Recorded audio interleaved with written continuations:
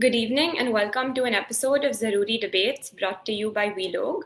As the pollution season dawns on India, we at WeLog bring to you young opinion makers and speakers from across the country. Today, these 6 young speakers will deliberate over the role of the media surrounding pollution-related issues. So to quickly introduce our speakers for today, first up, we have Riya Mishra in her final year at Jaipuria School in Lucknow. She's a state-level debater, an aspiring author, singer, and a programming enthusiast. Shaina Vora is a freshman at New York University pursuing pre-law and history. She is a dancer, basketballer, author, an unparalleled leader, and a firm believer in social justice. Ananya Maskara is a freshman at Pitzer College pursuing gender studies. She has given 3 TED Talks, is a Yale Young Global Scholar, and is the founder of Seventh Period, an organization that aims to destigmatize access to sanitary napkins across India. Ria Cherian is a student pursuing the humanities in her final year at La Martiniere School in Kolkata. She identifies as a voracious leader, a keen debater, and a witty manner. Akash is an enthusiastic public speaker with diverse interests. He is most passionate about current affairs, enjoys debating, and even has his own blog. Finally, a language enthusiast, Anaita is an enthusiastic debater and believes that words and effective communication can create real change in the world around us. Finally, I'm extremely happy to introduce you our moderator for today's debate, Mr. Vidur Sahwney. With an incredible academic trajectory spanning from commerce to international relations and affairs, as well as international development, Mr. Vidur is a prolific speaker, thinker, and change maker. He is the managing director of Mahatattva, an education transformation company seeking to revolutionize teaching and learning in the Indian classroom. Thank you all for joining us today, and we look forward to a stimulating and thought-provoking debate. Over to you, Mr. Vidur. Thank you so much for that. So good evening, everyone. Thank you for joining in. I am Vidur Sahwney, the moderator for today. The role of the media in shaping public discourse is well acknowledged. Therefore, it is no surprise that the media has a significant role to play when it comes to addressing climate issues, especially one like pollution, which has a tangible and visible impact on the lives of people. Pollution and its impact on our immediate environment, from the air pollution that we see today in North India to the contamination of our rivers, makes it one of the most talked about environmental concerns within society at large. The media has a critical role to play in this, just as it does in any issue of large import, informing people and shaping their opinions on the matter. Selective outrage about issues within the media has been a lingering topic of discussion in increasingly polarizing times. As it has a significant role in shaping opinions, what the media decides to focus on often shapes what the public at large focuses on. In the context of the environment, this means that if the media shows selective outrage on any topic, it causes lacunae in the knowledge of the public, who are left ignorant of topics that are not given a spotlight by the media. This also raises the troubling concern of groups that fund the media, shaping public discourse in their favor by controlling what the media chooses to be outraged about, or perhaps more importantly, what it chooses not to be outraged about. With that said, let us move to the opening statements from our student panelists today. First up, we have Riya Mishra. Good evening, one and all. I am Riya Mishra, and I'm a student of St. Emma Jaipuria School, Lucknow. And I believe very strongly that the voices of young people need to be heard by one and all. I feel that our ancestors have failed us by not being considerate enough about the world that they lived in, and by being opinionated on global issues such as climate change and pollution.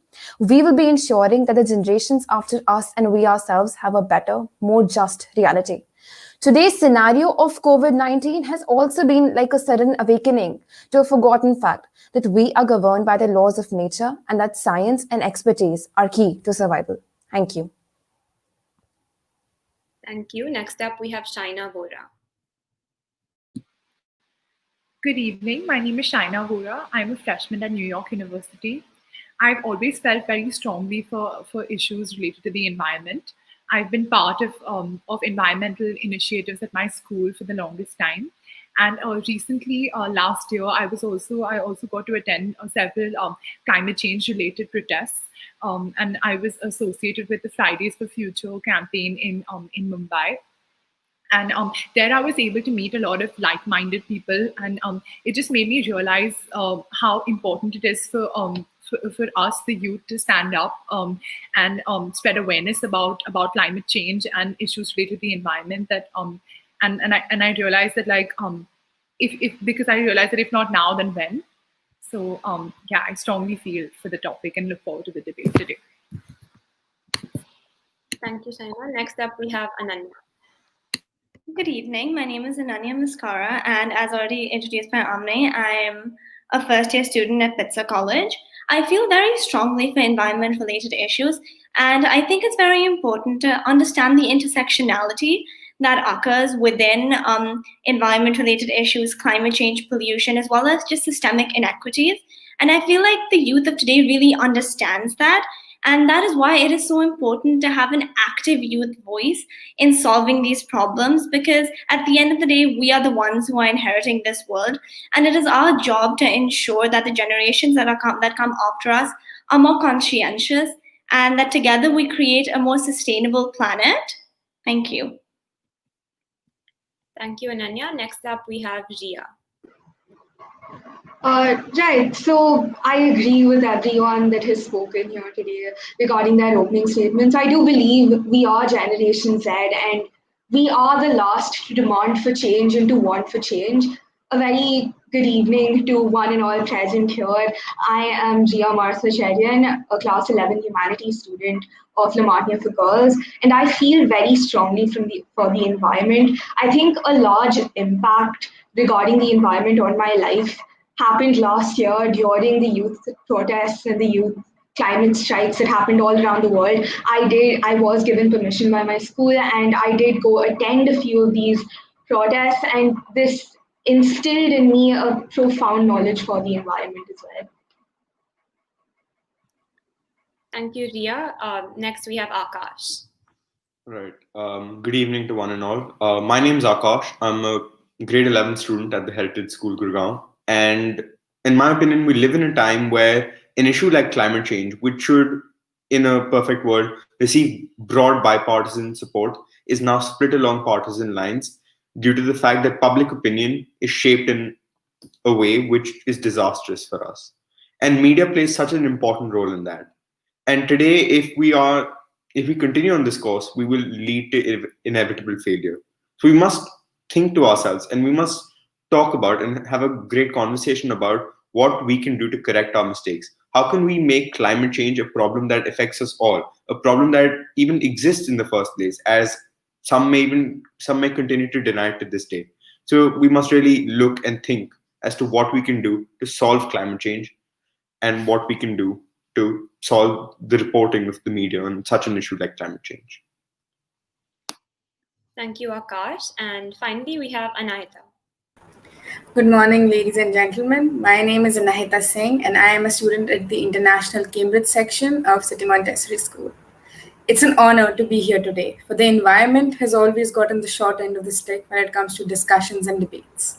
It is disregarded to make way for other, more conventionally important topics, and given the title of being too distant, both temporally and spatially, to actually demand any attention.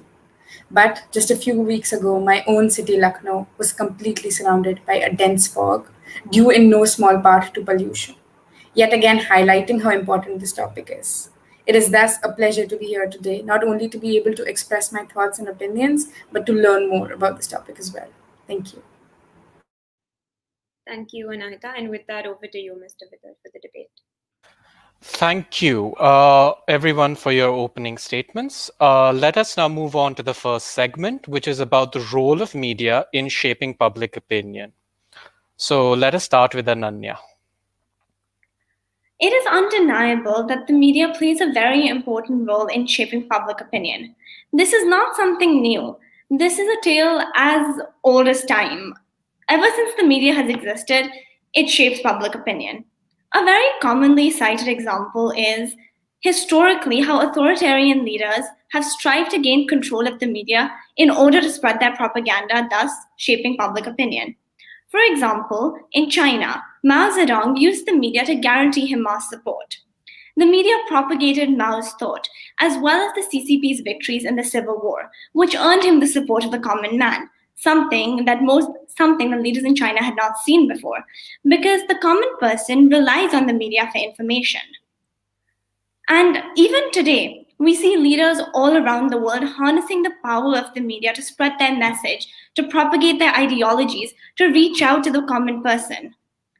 Though the forms of media have evolved over the years, it continues to play a very pivotal role in shaping public opinion. That is something we can also see very clearly in the discourse around climate change. Thank you for that. Can we move on to Akash next, please? Often called the fourth pillar of democracy, media today is no longer an impartial institute we believe it to be. As was rightly pointed out, many leaders could have in the past and continue to this day use media as a vital tool to shape public opinion about themselves, about their policies, and the issues surrounding us in general. In my opinion, not only does media shape public opinion, it does an even more vital job. It makes the extreme sound reasonable. It allows the shift of the Overton window to occur seamlessly, that we believe that certain statements, policies, agendas are completely normalized. And that is where media is so powerful. It can change the very way we think. It can change what we believe is unreasonable and what we believe is reasonable. It is that powerful of an institution. And if it continues to swing public opinion as it favors, then it must be checked. Because if it remains unchecked, we may be heading towards disaster. Secondly, media exists in a weird relationship with the general populace, where it feeds off people and people feed off it in a symbiotic relationship. And one would ideally assume that they continue, that in such a relationship, media will portray what the public wants it to portray. Well, that has not been the case in the last 10 to 20 years, where media has continued to become a partisan institute rather than an independent pillar of democracy it should be.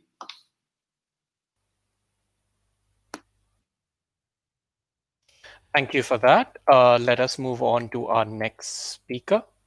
And I believe that is Anahita. Please go ahead.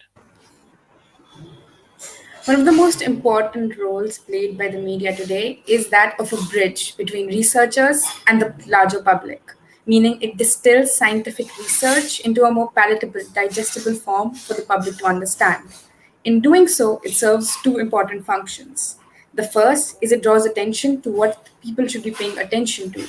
In a way, it helps set agendas that need particular attention from the public in what is known as the agenda setting theory. And second, it acts as a watchdog, determining exactly how much attention should be given to a specific topic simply by the emphasis it decides to put on a topic. This is why the role of media is invaluable in talking about problems such as air pollution and climate change. Thank you, Anahita. Can we please move to Ria Cherian? Right, so the media is the key to the setting of agendas and the focusing of the public interest in particular subjects. And this essentially operates to limit the range of arguments and perspectives that inform public debate.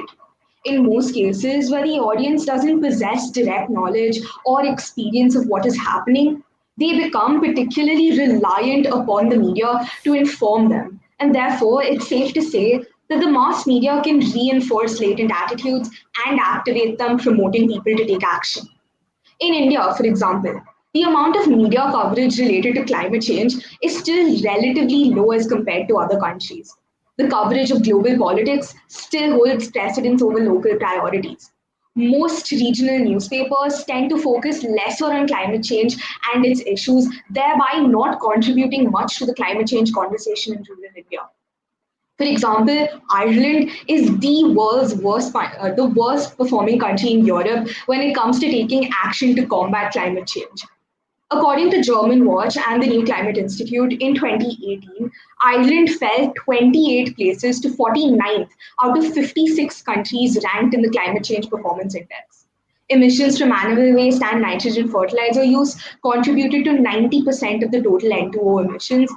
And the cause of this was, of course, most media reports that covered the climate mainly focused only on extreme weather events and farming. Additionally, the lack of access to information in simple language played a very major role in the lack of public opinion on climate change. Right. Thank you for that, Ria. Can we move on to Shaina next, please? Yes, I agree with the previous speakers and believe that media does have a strong role in shaping public opinion. So I think the media shapes public opinion using the constructivist theory, which basically emphasizes that meanings are assigned to material objects rather than the mere existence of the objects themselves. For example, a nuclear weapon in the UK and a nuclear weapon in North Korea may be materially identical, but they possess radically different meanings for both the countries. Your media has the exclusive power to construct that reality for the public. A shining example of this is the historic case of KM Nanavati versus the state of Maharashtra. Here, a naval commander, KM Nanavati, was tried for the murder of his wife's lover. There was a weekly tabloid at the time called Blitz, which was owned by a Parsi. And basically, that tabloid had constantly championed Nanavati as a man who had nearly committed a mistake in the heat of the moment. This resulted in Nanavati getting a lot of support from the general public. At the time, there was a jury system established in India, and the Bombay Sessions Court jury pronounced him not guilty, even though he had confessed his crime. So he was portrayed as a victim rather than a perpetrator, and this is what led to his sentence eventually as not guilty. I think this case really shows the media's role in shaping public opinion. Right. Thank you for that. Lastly, we have Ria Mishra. Okay, so I would like to summarize all the points that were put forward in this segment. Firstly, historically, leaders have used media to further their agenda. Secondly, the media makes the extremes sound very reasonable, and so it must be checked. Media helps in setting agendas and acts as a watchdog by deciding the emphasis that has to be placed on a particular story. Then the audience relies on media for information, and the climate change coverage in media in India is very less. Then we were also introduced to the climate change movement in Ireland and the constructivist theory. And we also came across the media trial as seen in K.N. Nanavati's case. So what I would like to conclude by saying that, it said, control the narrative and you control the people. And we all know this by the great wars and campaigns of the 20th century, where powerful propaganda was used throughout each decade. For example, the Dunkirk evacuation of 1940 was a big failure in actuality for Britain, but the British media projected it in such a way that the Allied powers, the Allied soldiers got the motivation that they can actually fight the Germans. And then we know how that turned out. Thank you. Thank you so much for that, Ria. Now, let us move on to our next segment, which relates to the bias in media and the importance of ethics in the media. This will be led by Ananya going first. So, it is very obvious that there is a huge bias in the media. The media shows two types of biases. There is implicit bias, and then there's explicit bias. In my opinion, implicit bias can sometimes be way more harmful than explicit bias, because we as the audience can recognize acts of explicit bias such as sensationalism. But when it comes to implicit bias, it largely goes unrecognized. Implicit bias is oftentimes seen in the reporting of climate change in the media. For example, it is not uncommon for media outlets to interview climate change scientists as well as climate change deniers all in the same interview. These climate change deniers and climate change activists coming together is an attempt to offer a 360-degree view. But this is creating a false balance in the media, because the balance between trained scientists and climate change deniers, such as politicians or owners of large corporations, simply cannot exist. Because at the end of the day, the data shows that then mainstream media visibility goes mainly to these climate change deniers, which leads to a false sense of authority and the narrative shifting from acknowledging and accepting and combating climate change to denying it. This implicit bias of media outlets is so dangerous. It has consequences that we can't even begin to fathom. which is why it's so important to combat the issue of bias in the media. Right. Thank you so much for that. Let us move on to Anahita. So, media bias can affect not only what the media is presenting, but even how it chooses to present it. The framing theory, for example, states that the media can affect how we perceive an issue just by choosing a variety of different lenses through which it portrays it. For example, this might be economic or political. The most vivid example of this is perhaps a study of Mexican news, which examined new media reports of acute air pollution that led the government to issue an emergency measure to restrict the volume of traffic on the roads. Even though protection of public health was a prime consideration behind the policy, the study found that the news media mainly covered non health issues, such as the economic effects and inconvenience to motorists, thereby losing the opportunity to make the public health case for the policy. This is a problem because we tend to perceive issues such as unobtrusive, like particularly unobtrusive issues such as pollution, depending on how the media portrays it. The media also objectively uses information subsidies, which is ready to use information that it can just copy, other than just actually interviewing environmentalists to get a good point of view. Thank you for that. Can we have Riya Mishra next, please? So, as Akash said in the previous segment, the media is considered as the fourth wing of a democracy, right behind the legislature, the executive, and the judiciary. It is that organ which is responsible for bringing out both the good and the bad of a system forward, reflecting public opinion and presenting alternate solutions for problems that the state is facing. However, it has been seen in the recent years that instead of performing these duties, the media has been reduced to and been forcefully altered by the power-hungry forces that are threatened to make it a toy for the mere purpose of distraction, diversion, and entertainment. There is a well-known jargon of journalism known as brown envelope journalism. It is the receipt of monetary inducement by media houses, forcing them to report a certain story in a certain kind of way that substantiates their bias towards the entity that gives them money. They might even withhold reporting some stories altogether. In Nigeria, this practice is so prevalent that most people are not even aware of the fact that it is unethical. A leading news channel of our own country presents the agenda of the ruling party in such a way and attacks the opposition so relentlessly that it has become a source of entertainment and nothing else. Political bias and left or right inclination of a particular media house is a highly unethical problem that threatens both the very foundation of journalism, that is objective news reporting, and its influence on the masses. While some newspapers do state that they have been paid for the news that they report, this is not followed in some countries. And it causes the common people to read such news and blindly believe it. So this is one problem that needs to be given priority as it takes away the credibility and importance of journalism. Thank you for that, Riya. Next, we have Riya Cherian. Right. So now one thing that we need to understand is that the Indian media has dramatically changed in the past few decades. The privatization and deregulation of media has resulted in an increase in entertainment-driven news rather than public service-oriented news. Marketing pressures, the tabloidization of news, management and economic pressures affect media ethics and issues such as accountability, independence, and conflict of interest. The current journalistic norms that we see on our basic news is that it is wandering into the realm of opinion-based news as compared to fact-based objective news. A trend in climate-based news that we see in various countries today include economically stronger countries trying to frame climate change as a political issue and economically weaker countries framing it as an international issue that the world at large needs to address.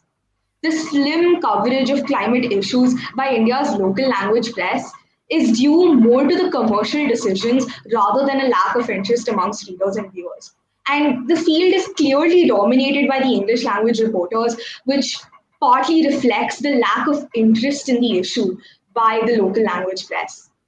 Using the Iberian media as an example, a study carried out by the Center of Social Studies at the University of Coimbra shows that the media gives heavy importance on political debates while dismissing the common citizen from climate change adaptation. The climate change communication process contributed to the disengagement of the individuals from environmental issues, and that is exactly the problem that we see today in the Indian media as well. Thank you so much for that. Lastly, we have Akash, who's going to sum up this segment. Right. So the entire conversation has revolved around one issue. Is media becoming a partisan institute rather than the fourth wing of democracy it should be? In my opinion, and in the opinion of other speakers who have put forward their points before me, yes, it is. If we live in a world where journalism as a business uses the practice of no longer being impartial just to appease a certain segment of its viewership, we should be concerned about this fact. Because if a network's political leanings determine the news it broadcasts, then how can we ever trust it to broadcast independent, verifiable facts which the common man can understand and take action on? Take the example of Fox News, a prominent conservative news piece, which is a mouthpiece, as it is, for the GOP. And when they tried to debunk myths about Donald Trump, they were boycotted by Republicans just for showing credible news. So that begs the question: if on one hand we want media to just be a mouthpiece and still expect them to produce stellar independent journalism, is that fair on our part? Is it fair on our part to ask media to be a party mouthpiece and not deviate from the party line while also expecting them to be reliable and independent? We clearly can't have it both ways, and we must decide on one right now. Thank you so much for that, everybody. Let's now move on to our next segment, which focuses on the role of the media in environmental movements, such as the movement against pollution. We are going to be started off by Ria Cherian. Please go ahead. Now, one thing we need to understand is that the media acts as a bridge it's supposed to act as a bridge between scientists and the general public when it comes to distilling complex facts into actionable information. The impact of the media is not just one direction. It is the result of interactions between the message, the messenger, and the audience. While we do have the green press or green newspapers, which are published by green parties and movements, they are only directed towards special interest groups. What we need is the national press as well as the regional press to play a heavy role in environmental reporting, a process that can be termed as the greening of the press. The current media has the tendency to report episodic incidents rather than chronic issues. And hence the misinterpretation of climate change has decelerated the global action on these issues. The media itself can create a situation of apathy and inaction. For example, the mischaracterization of the extent and harms of pollution. As we move forward in time, greater is the intensity of the political lens through which the pollution issues are often presented, as already said by multiple speakers before me. The net outcome of this is that the scientific and medical significance of air pollution is often downplayed. For example, look at the past month. Delhi's air quality has always been reaching new lows. However, the highlight of media attention was when the former president of the United States of America, Donald Trump, described it as filthy, thereby proving that most media houses politicize the issue instead of addressing it. Thank you so much for those great points. Let us move on to Anahita next, please. Multiple researchers have found that the environment consistently gets a smaller space in news segments and is often crowded out by other important issues such as the economy, conflict, or war. Now, as already established before, this can be a problem because for unobtrusive or impalpable issues that people can't feel directly, such as pollution, it is the media that helps in agenda setting. And when it does choose to report on the environment, there are two main problems with that as well. The first is the use of excessive pathos or feeling-invoking language to ensure that the message is delivered. Imagine crowds of penguins losing their houses, losing their homes, and icebergs melting. Unfortunately, psychology has proven that this approach is counterproductive because instead of making us want to talk about the issue, it drives us out. Another issue is that it appears that journalists felt a need to explain the mechanism to their readers when the topic was relatively new, but have since assumed incorrectly that today's readers have this knowledge, even though a new crop of readers roll in almost every year. The responsibility of the media then is to deliver environmental news as consistently as possible and as objectively as possible, and not to simply copy paste the successes of earlier movements to fit the climate change movement.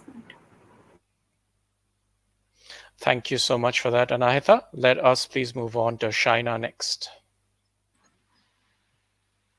I agree with the previous two speakers, and I believe that the inherent issue is the news reporting of environmental issues. I think the news reporting of environmental issues is really inherently flawed.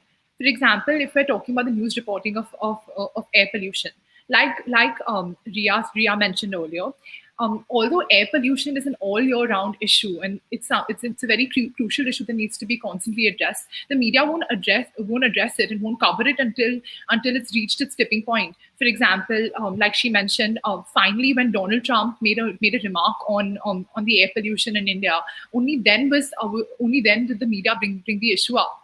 And another thing is that only when it finally becomes winters in Delhi and AQI levels cross or reach 250 does the media finally cover the issue of air pollution. But why is that? It's because the media is chasing TRP. So until an issue hasn't reached its tipping point, the media won't mention it. Further, the issue is that the media doesn't cover basic facts when it comes to environmental issues. And this sows a lot of confusion in the minds of the public because people don't know the basic facts. For example, there was a study conducted that analyzed news articles on climate change, and it was found here that the fact that climate change is a permanent issue was mentioned only in 0.4% of the news articles. Hence, many are unaware of the permanence of this issue. Secondly, the vast majority of the articles contain none of the 5 basic facts on climate change. And hence, if these 5 basic facts on climate change and just the issue, the basic issue at hand is not understood, which is so foundational, how we supposed to go ahead with actually taking action to solve these issues. Thank you for that, Shaina. Can we have our next speaker, please, which is Ria Mishra? So the media is that entity that can either make or break environmental movements. How the common man gets to know about any changes or any protests happening around the world is through the media, but what we get is surprisingly less. Like Shaina and Ria both said, we see articles around Diwali telling us about the amount of smoke that the firecrackers release. But we also see the air quality index of our respective cities in the newspaper quite frequently. We see photographs and thoughts of people who conduct river cleaning drives and at times even experts' opinion about climate change. But I feel that the indignation that the media shows about pollution is laughably picky. Although I cannot bring myself to laugh, because this is the pickiness that is costing us precious days that can be used in the fight against pollution. But then many people like to read stories about celebrity babies and election dramas rather than how many Galapagos tortoises died in the past year. And the media is but a commercial platform that only serves what the people want, not caring about the consequences that this sensationalism might have on the bigger picture. Other than this, the media's who, what, when, where, why is shaped by systemic biases. Many of our news sources are owned by billionaires who have built empires on ecosystem destroying economies. What has been seen as per a research paper by the University of Kansas in August 2019 is that while richer countries tend to frame climate change coverage as a political issue, poorer countries frame this as an international issue that the world needs to address at large, like Ria has said previously. So the consequence of this is that, in effect, nobody reaches a conclusion and time slips further away. And the fact is that the media only presents it as an issue and gives us no viable solutions because the people who are actually responsible for the maximum pollution are the people paying them. So in conclusion, the role of the media in environmental movements is much bigger than one would think, but the media is failing miserably to play its part. Thank you for that, Ria. Can we move on to our next speaker, which is Akash? Right. So the important point that's been brought about is the blurring of the line between the editorial and the business side of journalism. And that is devastating, especially with climate change, where billion-dollar oil companies and other conglomerates can just pay to have good coverage about them. So are we reporting the truth then? Or are we doing more harm than good by reporting anything at all? Secondly, I believe that media public shaping comes in very handy when it comes to squashing potential solutions to climate change. We saw that with the Green New Deal in the United States, where conservative media outlets quashed the Green New Deal for being too unpractical, too wide, too broad, and unachievable. Yet not even offering their own viewpoints as to why it is so. Secondly, the coverage, as has been said by others, is not constant. It is only around the tipping season, where the air quality is already gotten worse. And even then, there's not enough coverage about the causes and other factors which affect climate change in the first place. Even if there is cause coverage, such as stubble burning, there's not enough coverage about why farmers burn stubble and what the government is failing at doing in these states and why farmers are having to burn stubble in the first place. So unless we are telling the common man what climate change is, what are its causes, what he or she can do to address climate change on his own level, and what he or she can demand from his or own government, then we are failing the people of this country. And we must not fail the people, because climate change is an issue which affects us all, irrespective of the fact that we're a billion-dollar oil company or just a common man.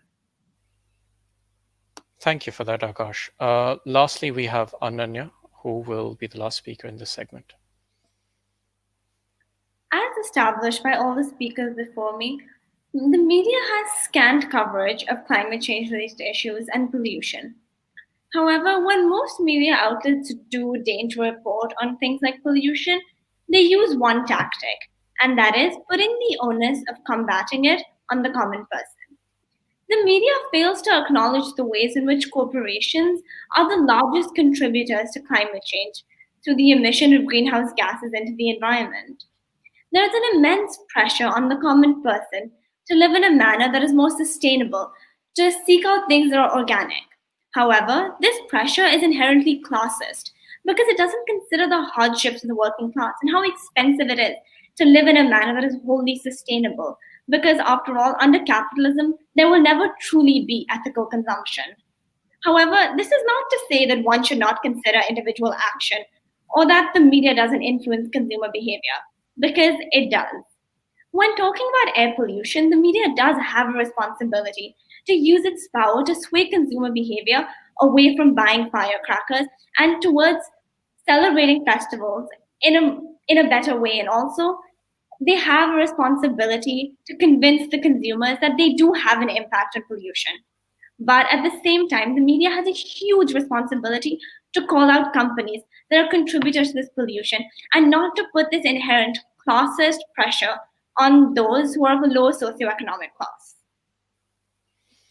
Thank you for that, Ananya. Now let us move to our fourth segment, where we talk about the impact of social media in the fight against pollution. We will start off with Ria Cherian this time. So now, one thing I think all of us at this point have established is that social media is a new form of soft power, and it can provide input into discussions and possibly affect the current international political mechanisms. There are very clear, visible links between social media and the changing public perceptions.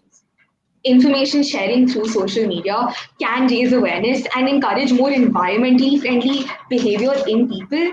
However, it can also lead to opinion silos and opinion reinforcements, which could have both positive and negative impacts on the issue of climate change. Scientific articles that use scientific jargon and, as mentioned earlier, something the common man cannot understand have been restricted and shared only within the scientific community, which makes it more difficult for the wider public to have an understanding of the issues and the possible outcomes. When you look at the cons of today's motion, social media is unfortunately also used for nurturing a skeptical perception of climate change process, like news media like Fox News, and the human impact on it. anyone could potentially spread false information and create mistrust. People receive information based on user preferences, and usually information is shared by their close contacts to them.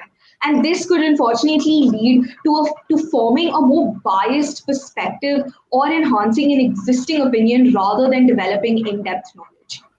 When you look at the pros of today's motion, I'd like to give the example of the climate strikers or the youth climate protests that happened in 2019. An estimated 16 lakh students from approximately 120 countries decided to leave school for a day to protest against political inaction against climate change.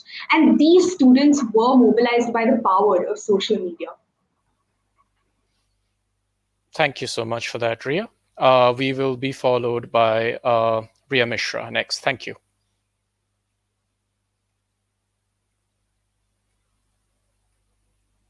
Ria Mishra, can you go ahead, please?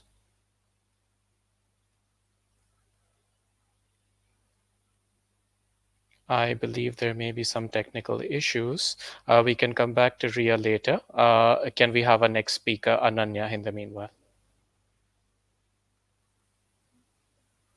In my opinion, social media is very important in our fight against pollution because it allows new forums of discussion that are youth-led.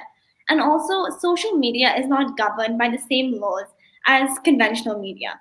However, at the same time, we must acknowledge and accept the pitfalls of social media, one of which being the way the algorithm works. Most of us might be familiar with our social media pages feeling like an echo chamber at times, where everybody around us has the same opinion and our beliefs just continue to get validated. This can be dangerous because when we share information about the climate change movement, when we talk about pollution, we are simply repeating this information to people who are already prone to be climate activists and advocate for change. And if you look at the flip side of this, there will be a whole group of people whose social media pages will simply be skepticism about climate change. It will be denying pollution, denying the realities of climate change. But when I say this, I don't mean to discourage anyone from social media activism. I myself am a big believer in social media activism because it does create change. But we do need to accept this algorithm exists. And for that, and because of this, we need to make larger efforts to connect with grassroots organizations, take our activism out of social media and onto the streets where we can. Allow our activism to spread into a public forum, into conversations. And I think that is how a combination of grassroots movements and social media can really aid us in the fight against pollution. Thank you so much for that, Ananya. Ria Mishra, can we have you next? Right. So social media is one of the most recently developed forms of media, and the mere fact that it is so accessible makes it a very important tool in the fight against pollution. As a result, an increasing number of people report that they use social networks as a primary source for receiving news. In a Pew Research study from 2012, 25% of the people between the ages of 18 to 30 in the USA admitted that they had become more engaged in a given political issue after reading about it or discussing it on social media. In the very same manner, articles about pollution, global warming, and climate change are also spread on social media very easily and are most importantly accessible to all. Then people on social media have a wider viewership. Having a blog, for example, can make your opinion to be known to the world. People these days are running successful social media campaigns to achieve their ends. Thirdly, scientific articles use scientific terms, and the fact that a number of scientific research is shared only within the scientific community makes it more difficult for the public opinion to access, for the public to access it. And social media, on the other hand, uses easy to understand language, visual representation, and these add an additional persuasive dimension. And the more people search for this information, seek such information, the more search engines are bound to show it. But despite all of these advantages of social media, it has two main disadvantages. Firstly, As it has been established before, online networks work on the principle of user personalization, which means that people only receive a limited amount of information based on their own preferences and based on what is usually shared by their own family members and other close contacts. And this could lead to forming a more biased perspective or simply to enhancing an already existing opinion. And secondly, fake news, which can spread very easily, is more importantly spread because people normally do not verify the information that they read on the internet. And this actually is counterproductive in the fight against pollution. Thank you for that, Ria. Can we please have Shaina next? Yes, I agree with the previous speakers, and I would like to bring in a new aspect when talking about the growing impact of social media and the fight against pollution, and that is greenwashing. So I believe that social media can be used and is used as a tool to avoid greenwashing. But what is greenwashing? Greenwashing is basically when a company invests money and advertising into building a green business image to their clients, when in reality, the implementation of environmental practices in their companies are not actually done. So they're basically creating a facade of actually following green measures. So how can social media contribute to this fight against greenwashing? So I think social media has greatly helped to discover the different types of greenwashing that some different companies might do and follow. An example of this is actually the campaign that recently happened in 2012. So the fast food company McDonald's launched a Twitter campaign with the hashtag #MuckTheStories in the year 2012. So the purpose of this campaign was basically to show the positive and environmental side of McDonald's production. But instead, it led to a flood of negative comments and stories on Twitter. Topics about food poisoning, low labor standards, and animal welfare were all covered and revealed. And after a short time, the company had to finally shut down the campaign. I think this incident is just a clear example of the impact that social media can create when companies try to manipulate an image that strikes consumers as hypocritical. And hence, I believe that one way that social media is greatly helped in the fight against pollution is greenwashing, and just exposing how greenwashing is happening in different companies even today. Thank you for your points, Shaina. Can we move on next to Akash, please? With trust in media and trust in mass media in particular at an all-time low at 41% in a country like America, which has been a temple for democracy in the eyes of many, it was obvious that people turned to social media to get their information and news. Yet I believe social media is a double-edged sword when it comes to news broadcasting. Fake news has been such a buzzword these last 4 years that all of us have got accustomed to it, yet not realizing how serious of a problem it is. It does more harm than good and limits the spread of actual information which may be beneficial to the public. Secondly, social media is a place where, like has been pointed out by many others, become an echo chamber. While people who admire the work social media does, says that it reaches out to more people, reaches out to more diverse people, I would like to say that the reach of social media and the impact social media has on climate change movements cannot be calculated unless we take into account the amount of people of different political leanings and different leanings on the same issue it reaches out to. Because if social media is to become another echo chamber like mass media has become over the last 10, 20 years, what good is social media? In what way will it revolutionize the way we deal with climate change? Yes, we've had great success with certain movements, but it's been limited success. And we must tread with caution on social media because facts cannot be verified as easily. Anyone can post anything they want under any false identity. Hence, to control information on social media is virtually impossible. And if controlling information is impossible, how are we making sure that the information which comes out helps the climate change movement rather than just degrade it further? Thank you. Thank you so much for that, Akash. We will next have Anahita, who will close this segment for us. The fact of the matter then is there exists a significant difference between what traditional mediums try to show us and what the public actually cares about. This is where social media comes in. By removing the major intermediary of media houses, it reduces bias and allows people who care about an issue to directly appeal to those who can help. This ease of information has revolutionized the world of activism. And the best example of this argument is the Save Mollem campaign that is occurring right now, which is now being slept upon by conventional forms of media. But on social media, the campaign is still going strong as the residents of Mollem try to stop the government from cutting tens of thousands of trees to extend a national highway. However, social media can be its own Pandora's box, becoming becoming a landmine of media bias, skewed ways of processing, skewed algorithms, and of course, it might eventually become an echo chamber in which people who wish to view particular news may only subscribe to certain sites that compel them to see news only that appeals to their own selves, making the entire point of social media moot. Thank you so much for that, Anahita. Next, we're going to move to an open segment. You guys have put forth some amazing points, and I'm sure you would have questions for each other, which you feel that your colleagues on the panel would be able to answer. So I'm going to kick off this segment. I have a few questions. So a couple of you really talked about, equity and about class and social structure and such.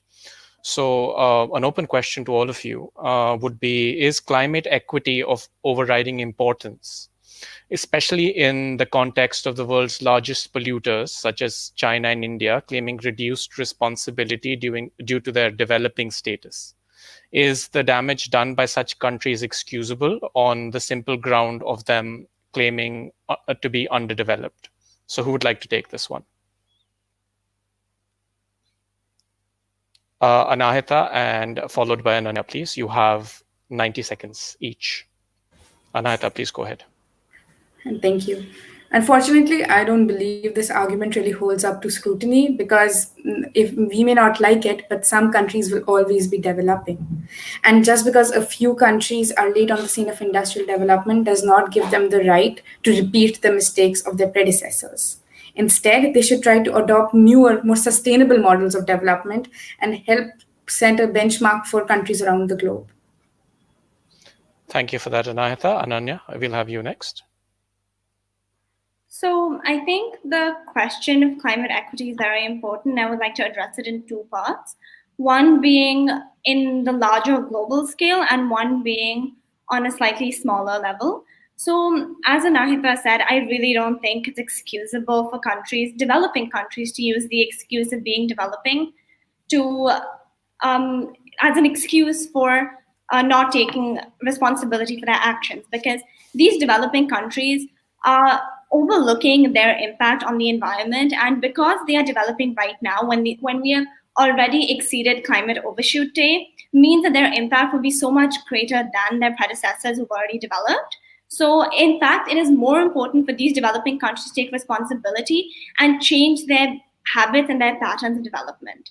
But on another hand, on a slightly smaller level, climate equity is very important in individual countries, where those who are of a higher socioeconomic class contribute the most to climate change and pollution, but the impact is felt by those of a lower socioeconomic class, those who are racially marginalized, and that is something that needs to be addressed urgently. Because why is it that those who are making the least amount, have the least impact on climate change, are suffering from it the most?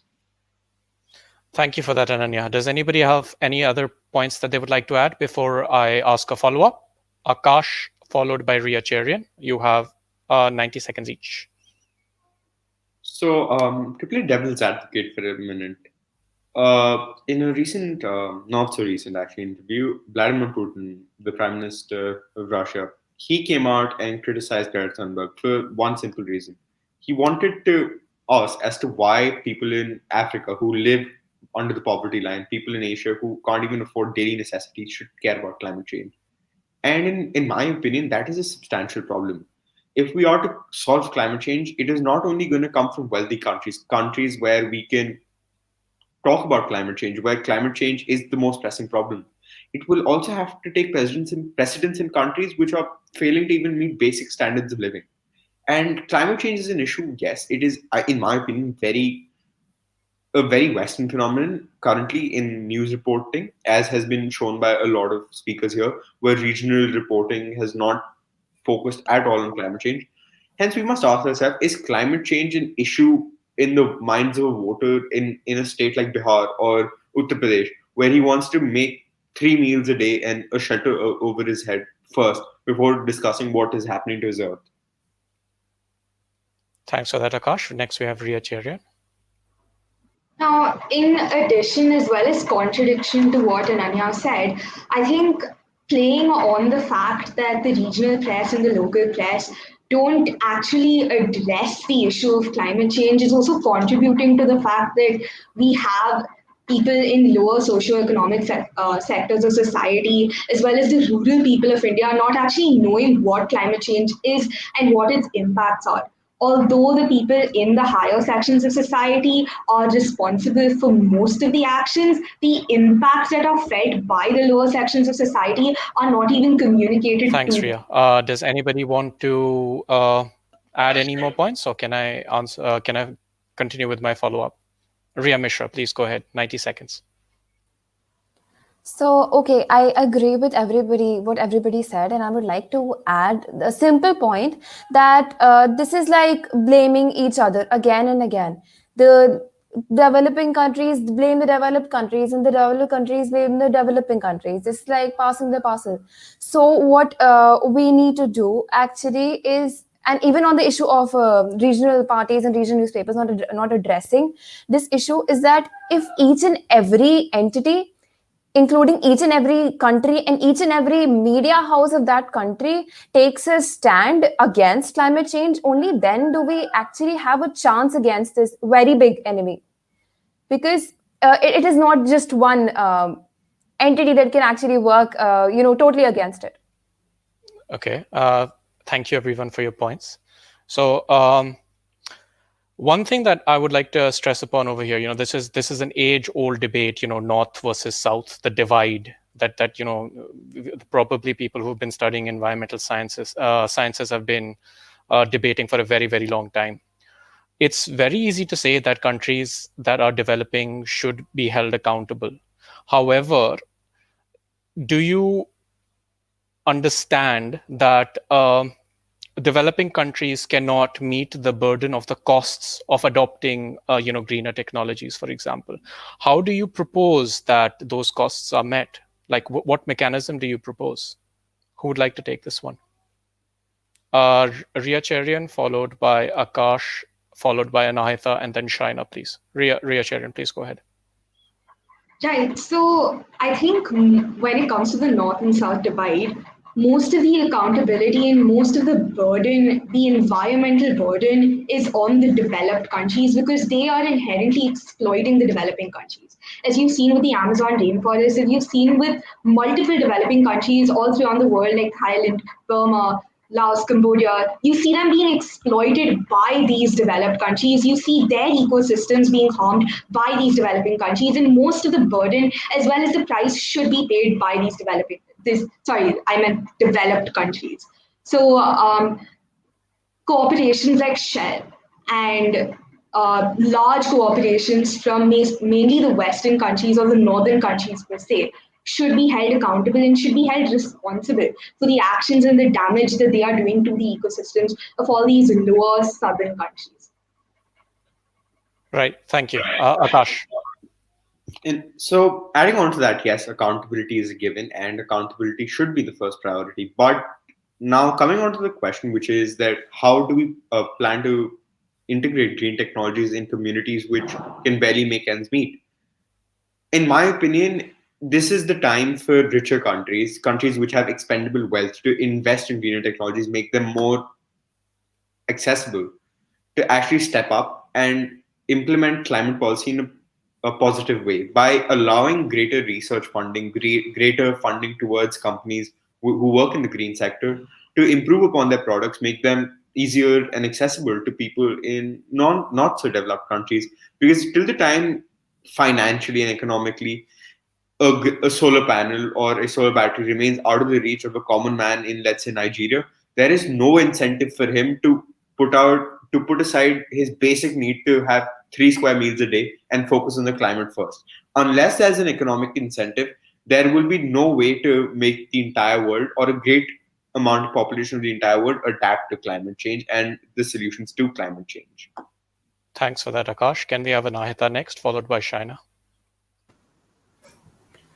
This is a deeply problematic stance. Like, it's a deep problem running through our country today because altruism is not really something that's accepted by economics as an actual human tendency, because even with things like foreign aid or loans, they often come with conditions, and there are a variety of problems that they come with.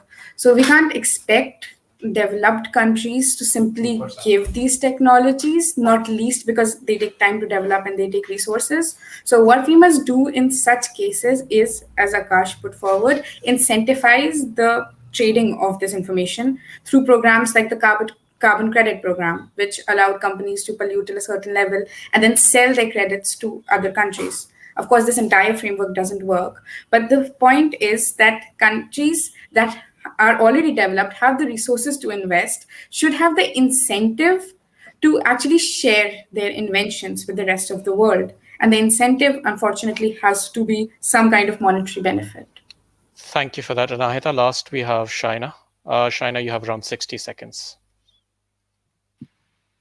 While I do agree that it may be difficult for developing countries to actually have larger green strategies, to actually employ these large green strategies because of cost issues, etc. I believe that making lifestyle changes is something that we should focus on, because I feel like that is more sustainable than even providing incentives. Like Akash and Anahita mentioned, that in developing countries, you may need to give more monetary incentives, etc., to actually get people's interest. I believe that actually providing more media coverage and just by raising more awareness on the issue at hand could lead to more lifestyle changes, which may be more sustainable in developing Thanks countries. for that, Shaina.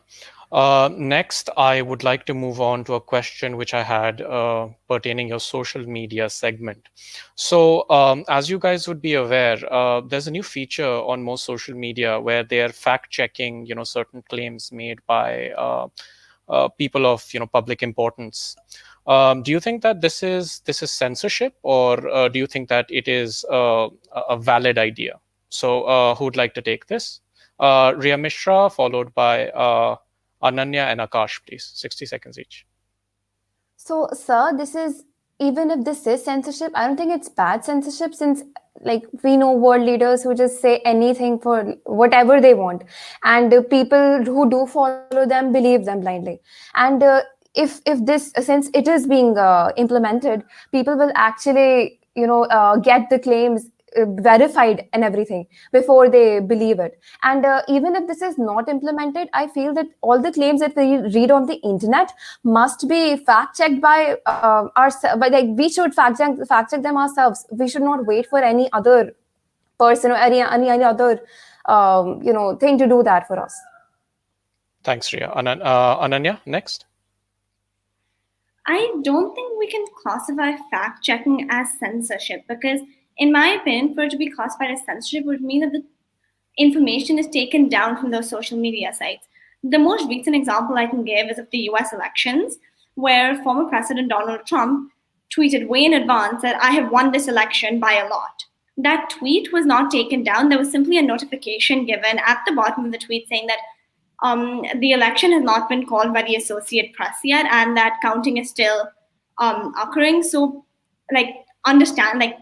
listen to this and accept it at your own risk, for that, if I'm paraphrasing.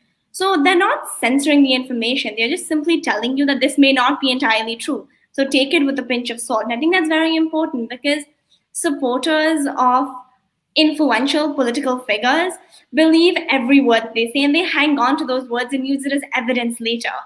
So it's very important that these fact-checking this fact-checking technology persists. Thanks so much, Ananya. Lastly, we have Akash. Akash, go ahead. Right. So big tech censorship is obviously, and the way big tech monitors how and what is posted on its platform is obviously a very thin line to tread. Irrespective of the decision that is made, one side will always accuse the suppression of free speech, and you really can't appease both sides. And in my opinion, the fact checking is just like the previous speaker said, a, a way to just tell the general public to take the given information with a pinch of salt. Now, what in my opinion constitutes censorship is when tweets are either taken down, not promoted as much as other tweets, or in a way held back, or in a very extreme scenario, not made publicly visible. That would be censorship. But to just say that fact checking is censorship is absurd. Thanks for that, Akash. So now we are going to follow this with 60 seconds each for your closing statements. Can we start with Riya Mishra, please?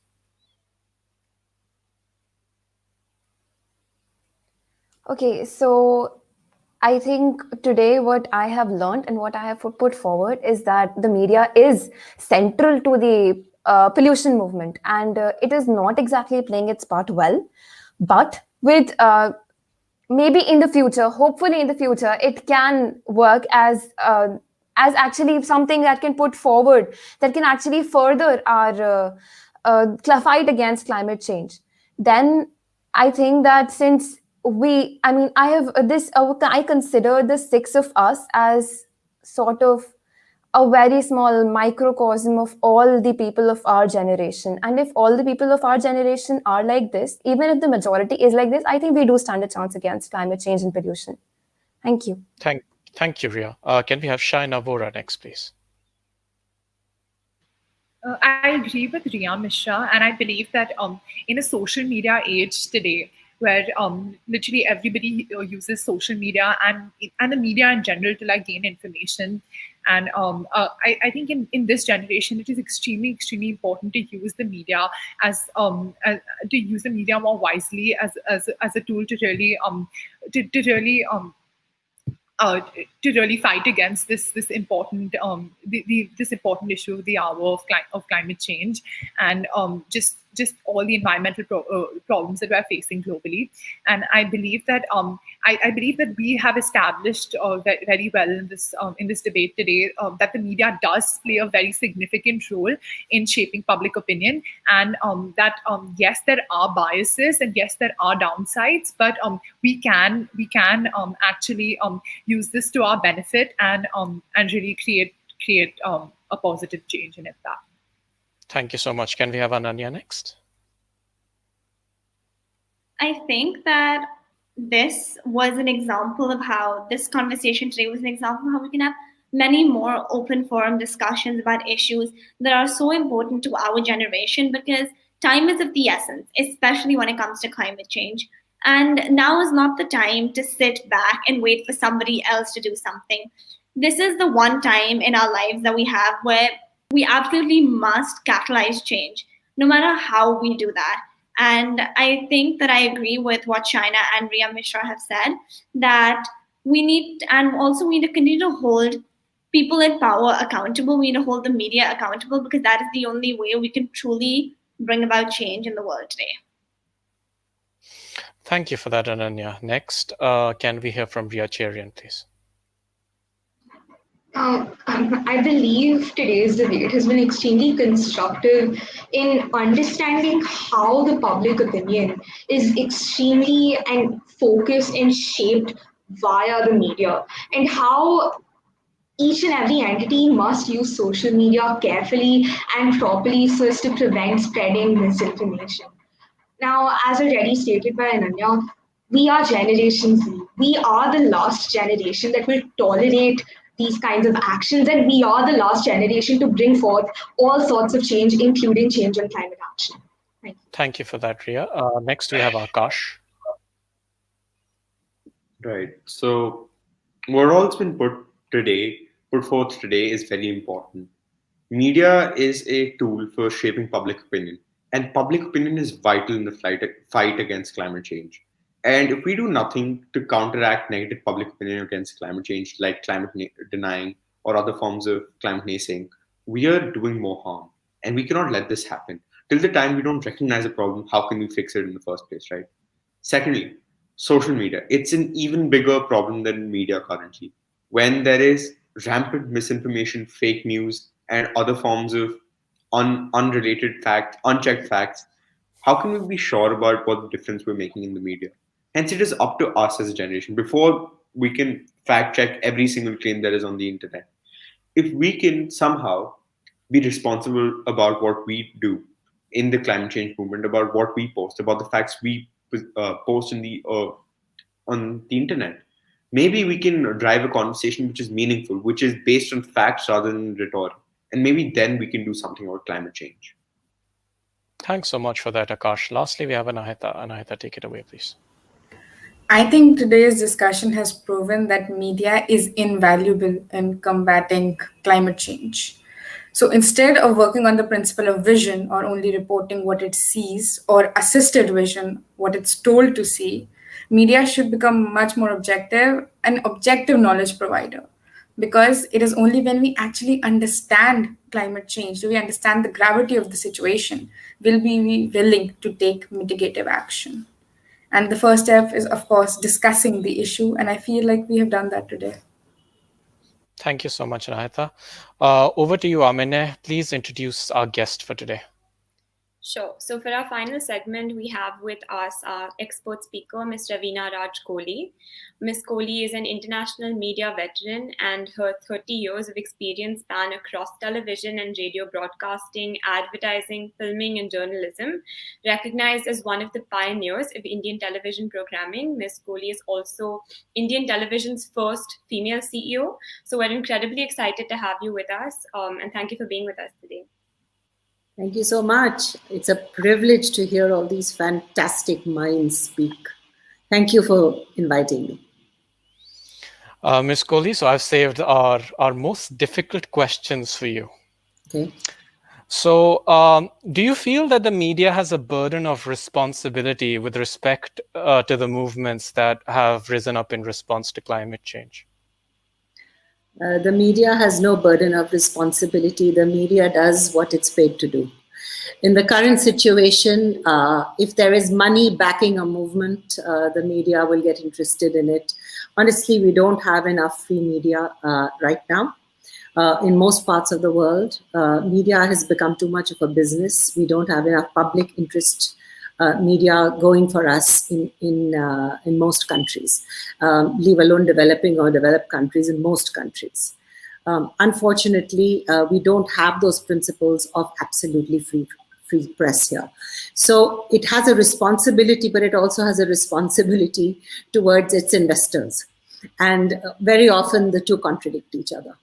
So it has a responsibility to commit itself to stories that are true, factually correct, and impact people's lives. And there are some exceptions always to this rule. We do have some fantastic newsrooms and journalists who are committed to this, but by and large, climate change is not even understood by reporters. They don't have any knowledge of how to actually grasp the topic, how to report it, how to convey it back to an audience, and therefore that communication gap exists hugely. So the burden of responsibility actually lies with other types of funding coming into the media to say, you know what, don't only follow politics and political stories. Let's talk about life. Let's talk about public health. Let's talk about the environment. Let's talk about you and me. That is the gap. So the responsibility is there, but the reality is also there.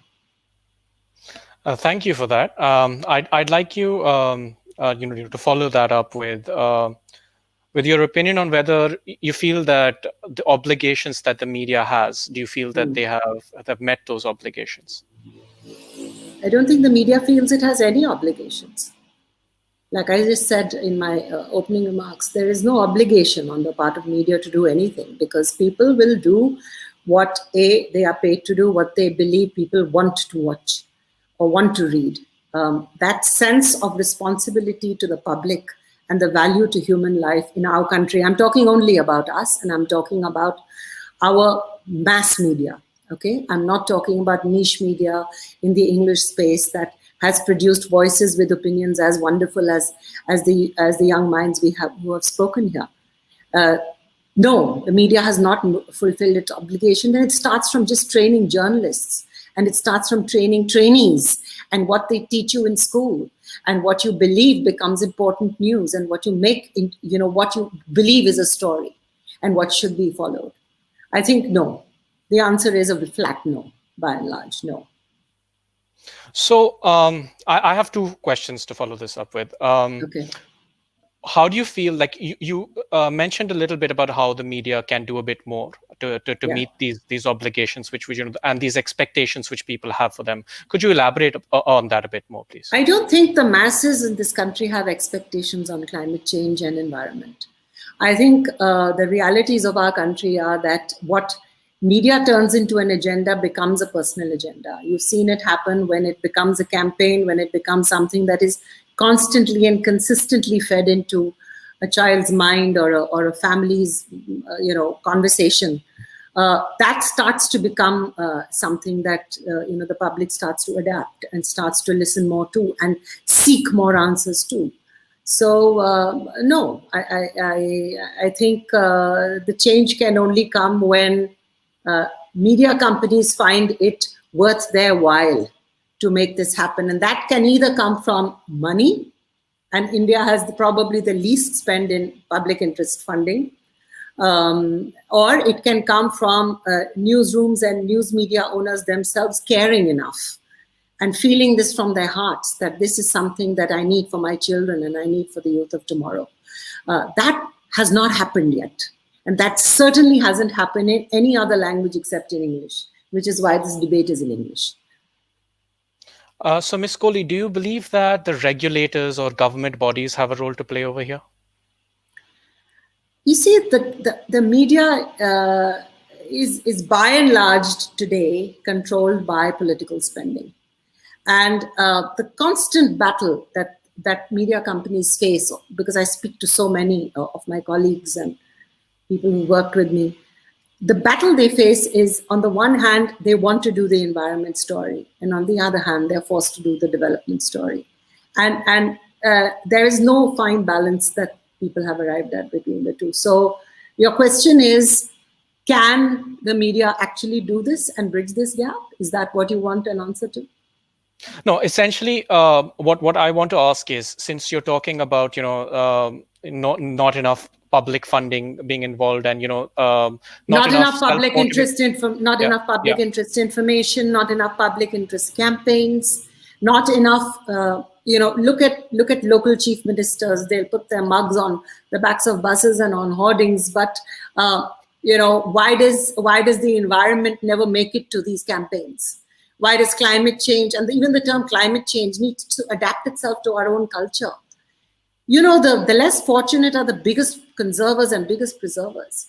It's the people who have, the spending power, who probably pollute a lot less. No, the regulators have not done enough, because our courts pass fantastic judgments and give us fantastic directives, but there is no political will to enforce. And that lack of political will comes from the fact that lobbies and developing sort of developmental lobbies, industrial lobbies, coal lobbies, work really hard at keeping this kind of thing out of the news agenda. And that is an absolute fact.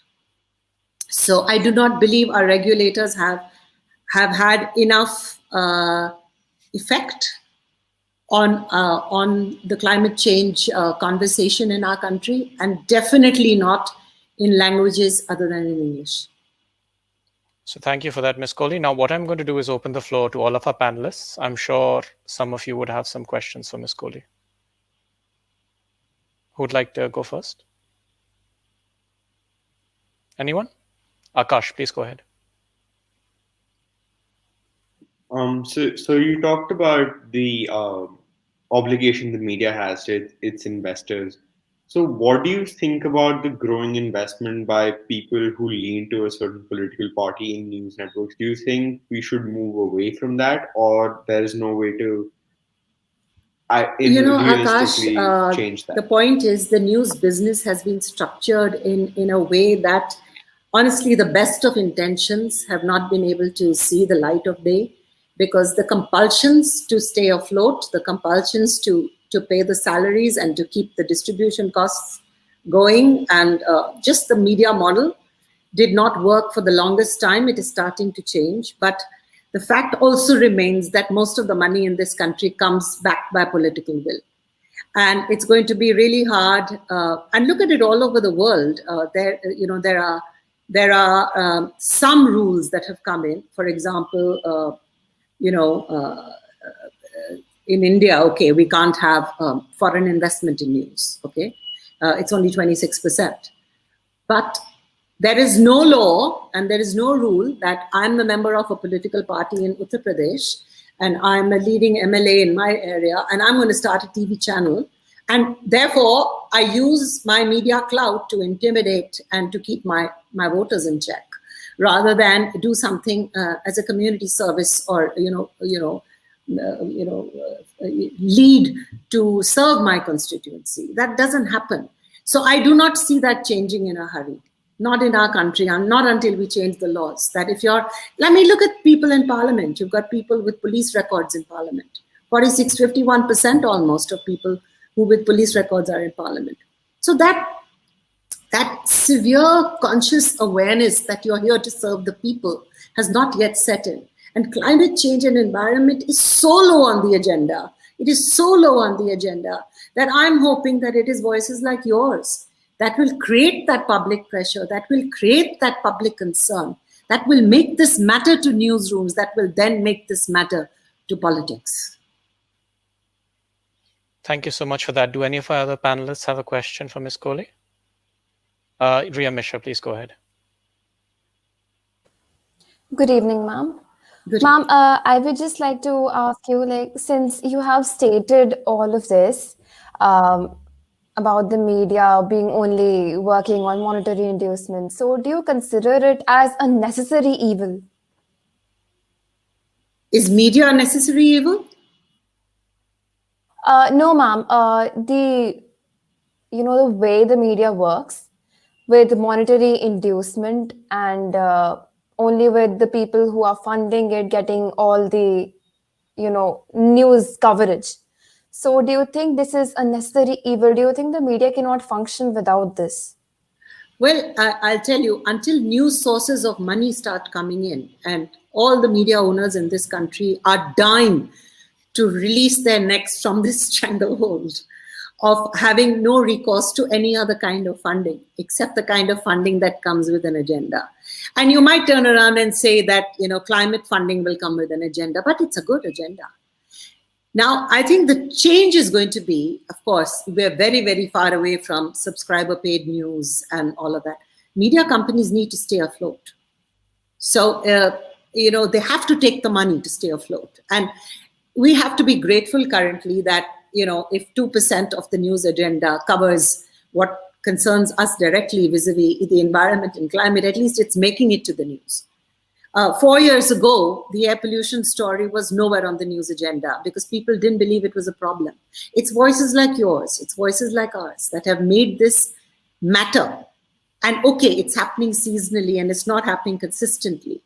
But we have to start absolutely looking at this from the Indian person's context. Most of your examples on this show and your references to context came from the US and the more developed nations. You need to look around you and see there is so much action happening on the ground in our own country. From the tribals to the people who conserve forests to the people who fight for water. There's a lot happening. Those are not making it to stories. It's your job to do that. You have the power of social media in your hands. You have the power to question big media organizations and say, where's my story? What happened to this and what happened to that person and what happened to that forest and what happened to this? Why have you cut my trees? You may remember that, fighting for trees is something that started with actually the people who were not in the big cities, who speak fluent English and can debate with a reference to the US. It started with people who genuinely believe it is part of their spirituality and their culture. So let's find the answers. Let's find the reasons why this has to matter to media within us. That hasn't happened. That hasn't happened because not enough people are talking about it in all the languages that it needs to be addressed in. This is not a Delhi problem. This is not only an air pollution in Delhi problem. This is everybody's problem. And today, given the pandemic, and people are now seeing the link between bad air and bad environmental policy, this is your opportunity to go out there and talk about this in a way that becomes relevant to people. So yeah, unfortunately, media has to follow the money to stay afloat. But if people like you come up and say, you know what, we'll pay that $10 a month so that you serve us better, and 10 million of you do that, you see the change it makes. Thank you for that, Ms. Kohli. Do we have any final questions? Shaina, please go ahead. This will be your last question. I wanted to ask that in a country like India, do you think that to really enact change, do you think that we need to have change in mindsets first? We have to have change in mindsets with what matters. We've gone through this explosion of commercialization and this whole thing of aping the West, and here's what we need to be, and here's who we need to be. We're so cool. We've forgotten who we are. Yes, we need to have a massive mindset change and look around us and look out of our phones and look out of our computers and look out on the streets and look out and see what happened to our parks and what happened to our playgrounds and what is happening to our trees and what's happening to our water and what's happening to our air. The first mindset change will happen is when somebody wants to look and says, you know what, actually, my livelihood also depends on good air. It depends on clean water. It depends on good health. So roti, kapda, makan, theek hai? Nobody's really interested beyond that. You link all this back to basic survival and livelihood and see the change. Thank you so much, Ms. Kohli. I think we should now close. Are there any closing remarks, any words of wisdom from you to us? Me? Yes. I just want to say it is people like, Akash and Ananya and Shaina and Anaita and Ria and another Ria and Amne and yourself. You are the young voices who the government wants on their side. You are the people who are going to go out there as corporate leaders and politicians and bureaucrats and scientists and innovators. And you are the voices that matter. We are enablers. We are a generation above you. You are the generation that will make the change for your children. And if you don't do this and reach out to the most underserved, please remember, you have to look for stories where the most underserved are represented. Until that happens, this will not go into the mass media. This will not go into the voter's mind, and it will not go into policy change. So please think away from your own circle of influence and broaden your circle of concern. Thank you so much for that, Ms. Kohli. And on that note, I would like to thank everybody for their time and everybody watching. Good evening. Thank you. And have a nice day. Thank you.